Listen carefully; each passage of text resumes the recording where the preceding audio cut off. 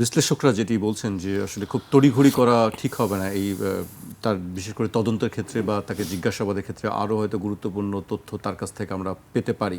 আপনার কাছে কি মনে হয় আসলে কি তড়িঘড়ি করার কোনো বিষয় আছে কিনা এখানে? খুব ভালো কথা বলেছেন। সরার ভাই তো খুব চমৎকারভাবে বিচার প্রক্রিয়াটা তুলে ধরছেন, খুবই ইনফরমেটিভ ছিল এবং অ্যানালিটিক্যাল ছিল। আপনি যে তড়িঘড়ির কথাটা বললেন না, এই তড়িঘড়ি কাজটা এরশাদ সাহেব করেছে। সেই প্রশ্ন তো আসলে সে কিন্তু কেন এত দ্রুত বিচার আগেই করেছে একবার।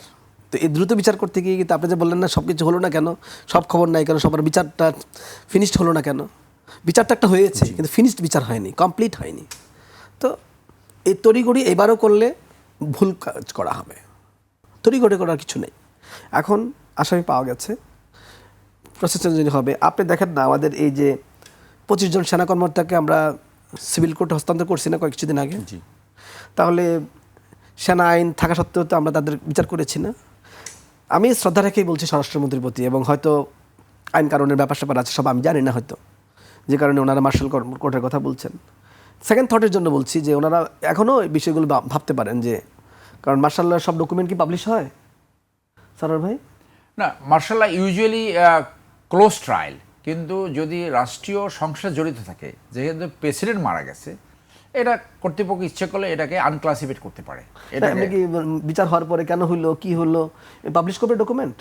করতে পারে, করতে পারে, সেটি ইচ্ছার উপর নির্ভর করে। এবং মার্শাল ল কোর্টের সবচেয়ে বড় লিমিটেশন হলো এখানে কোনো এপিলেট ফর্ম নাই, শুধু মার্জরা আবেদন করতে পারবে, কোনো এপিলেট ফর্ম নাই। এইটা হলো সবচেয়ে বড় লিমিটেশন। সেই জন্য আমি সারোয়ার ব্যাকের মানে রেফারেন্স নিয়ে বলছি আর কি, যে যেহেতু ওই মার্শাল ল কোর্টের, আমরা তো এটা তো একটা সেন্সিটিভ হত্যাকাণ্ড, আমাদের জন্য হৃদয় বিদারক হত্যাকাণ্ড, এবং এই আমরা অনেক ক্ষতিগ্রস্ত হয়েছি ভাই, বাংলাদেশ রাষ্ট্র নাগরিকরা অনেক ক্ষতিগ্রস্ত হয়েছে। তো সেক্ষেত্রে একজনের মৃত্যুদণ্ড দিয়ে 45 বছর পরে আমাদের বেশি কোনো উপকার হয় না, আমাদের খুব বেশি উপকার হয় অনেক সত্য তার কাছে সত্যটা যদি খুঁজে বের করতে পারি, আমাদের অনেক বেশি উপকার। ওনার মৃত্যুদণ্ড কার্যকরের মধ্যে দিয়ে আমরা 45 বছর চলেছি মৃত্যুদণ্ড কার্যকর না করে। সুতরাং বিএনপিও 3-4 বার ক্ষমতায় আসছে ওনার মৃত্যুদণ্ড কার্যকর না করে। বিএনপি সরকার বা আমাদের জনগণের জন্য ওনার মৃত্যুদণ্ড কার্যকর করার মধ্য দিয়ে খুব বেশি কিছু গেইন না, অন্তত জাস্টিসটা হচ্ছে আর কি। কিন্তু বেশি গেইন হবে, অনেক লাভ করতে পারবো যদি সত্যিকার অর্থে এই লোকটা থেকে আমরা তথ্যগুলো বের করতে পারি, এবং এটাকে আরও মানে কমপ্লেক্স ব্রডার জায়গা থেকে কেসটা দেখা দরকার লাগবে। যে ব্যাকগ্রাউন্ডটা কনটেক্সটটা আমি এবং সারোয়ার ভাই তুলে ধরেছি, সেই কনটেক্সটটাকে ফোকাস করে যদি আমরা কাজটাকে ধরি, এই কেসটাকে ধরি, এই মামলাটাকে ধরি। মার্শাল লয়ের মামলা তো লিমিটেড, ওই যে উনি যেটা বললেন যে করছো করে নেই বা করেছি, করলে এক ধরনের রায়, হিয়ারিং করে রায়, তারপরে আপিল করো, আপিল অ্যাকসেপ্টেড হলো না, ওকে ফাইন যাও। আপিল মানে কেন, ওই কোর্টে আপিল। কিন্তু সিভিল কোর্টে তো প্রসেস, অনেক লোক ইনভলভ হবে, প্রসিকিউশন আছে, সরকারি বেসরকারি উকিল আছে, সবাই যুক্ত হবে, তখন আমরা অনেক কিছু জানতে পারবো। তো এই জন্য আমি আমার কাছে আবারও মানে বলতে চাই আপনার মাধ্যমে বা একুশ টেলিভিশনের মাধ্যমে, যে সরকার আবার বিবেচনা করতে পারে কিনা, কিভাবে জাস্টিসও করা যাবে। নগদ নিয়ে এলো হার না মানা হার অফার। সর্বনিম্ন 10,000 টাকা রেমিটেন্স নগদে পাঠালে থাকছে স্বর্ণের হার জেতার সুযোগ। মানে তার যে বিচারটাও সুন্দরভাবে করা যায়, আবার সে যে একটা রিসোর্সে পরিণত হয়েছে এখন হত্যাকাণ্ড সম্পর্কে তথ্য দেওয়ার ক্ষেত্রে, সরি, সেটাও তুলে আনা যায়।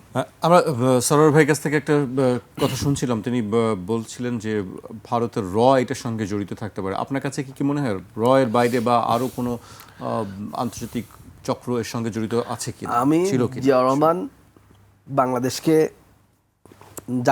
জাতি এত অল্প সময়ের মধ্যে মানুষ এত ভাবে কেমনে, আমি এটাই মাঝে মাঝে জিয়া স্টাডি করতে গেলে, আমি যেহেতু পলিটিক্যাল সায়েন্স প্রফেসর, মাঝে মাঝে আশ্চর্য হয়ে যায়। মানে হয়তো আপনারাও পড়াশোনা করেন, কিন্তু আমার তো এটাই কাজ, মানে আমার এটাই কাজ। তো আমার তো প্রতিদিনই ধারাবাহিকভাবে এই নিয়েই পড়তে হয়।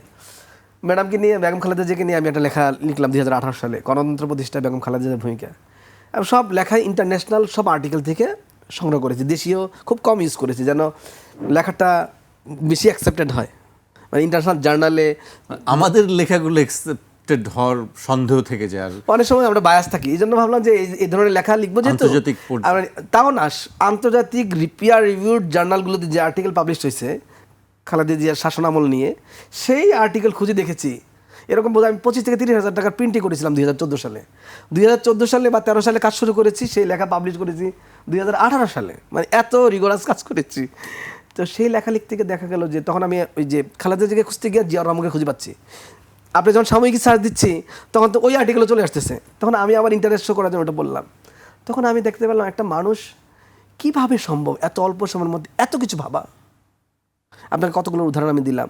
এটা রাষ্ট্র তৈরি করার জন্য জাতীয় উদ্যোগ, আঞ্চলিক উদ্যোগ, সার্ক, আন্তর্জাতিক উদ্যোগ, আপনি যেখানে যাক ডেলিগেট, রাষ্ট্রপতি জিয়ার ডেলিগেট, সেখানে কিন্তু ডিসিশন মেকিংয়ে এসে ইন্টারভেন করছে। এইসব কে চায়? বাংলাদেশের ছোট রাষ্ট্র, সুতরাং জিয়াউর রহমানের এই যে বিকাশ এবং জিয়াউর রহমানের এই লিডারশিপের সাথে সাথে বাংলাদেশের এই লিডারশিপ আঞ্চলিক এবং আন্তর্জাতিক ক্ষেত্রে, এবং বাংলাদেশ ছোট একটা রাষ্ট্র, সদ্য স্বাধীন রাষ্ট্র, 7-8 বছর হয়েছে, সে সাউথ এশিয়ার অন্য সব রাষ্ট্রকে নিয়ে ইন্ডিয়াকে আলাদা কর্নার করা ফেলার মতো একটা অবস্থা। অনেকেই লিখেছেন, অভিনুর কথা বলি, মিস্টার অভিনু, সে খুবই ভালো একটা রিসার্চার, এই সার্ক নিয়ে লিখেছেন যে মনে হচ্ছে না যে সার্ক গঠন করার মধ্যে দিয়ে বাকি 6টা রাষ্ট্র ইন্ডিয়া বড় রাষ্ট্রকে কর্নার করে ফেললো। তো এই যে চিন্তাগুলো এবং এর মধ্যে দ্রুত সফলতা অর্জন করার চিন্তা করে থেমে না, আমরা অনেক কিছু ভাবে নাই, শুধু এটাকে ইমপ্লিমেন্ট করতে পারা। মানে আমাদের অনেক রাষ্ট্রবন্ধন, আমরা রাষ্ট্রবিজ্ঞানীরা অনেক কিছু ভাবি সারাদিন, কিন্তু ইমপ্লিমেন্ট করতে পারেন না, কাজটাকে মানে ওই যে মেটেরিয়ালাইজ করা।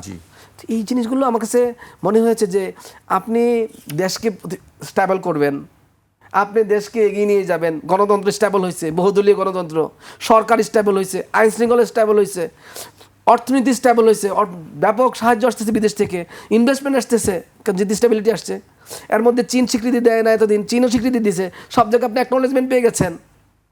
তো আপনি নিজেকে প্রতিষ্ঠিত করে ফেলতেছেন, আঞ্চলিক লিডার হয়ে যাচ্ছেন, আন্তর্জাতিক নেতা হয়ে যাচ্ছেন, ইরান ইরাক যুদ্ধ বন্ধ করে দিচ্ছেন।